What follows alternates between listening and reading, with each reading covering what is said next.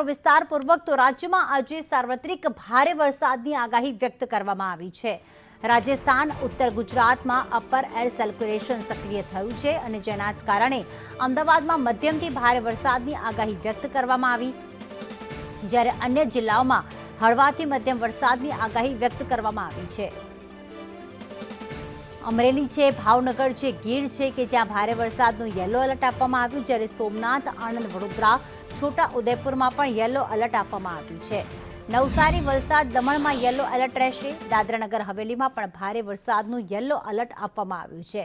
આમ સૌરાષ્ટ્રના મોટાભાગના વિસ્તારમાં આજે યલો એલર્ટ રહેશે। ભારે વરસાદની આગાહી 5 દિવસ માછીમારોને દરિયો ન ખેડવા સૂચના આપવામાં આવી છે।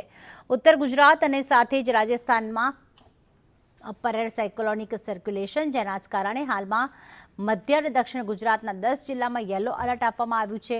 જે જિલ્લામાં યલો એલર્ટ છે આપણે બતાવી રહ્યા છીએ, તાપી છે, નર્મદા છે, ડાંગ છે કે જ્યાં ભારે વરસાદનું યલો એલર્ટ આપવામાં આવ્યું છે, જ્યારે અમદાવાદમાં આજરોજ મધ્યમ વરસાદ રહેશે। સુરત, નવસારીમાં પણ યલો એલર્ટ આપવામાં આવ્યું।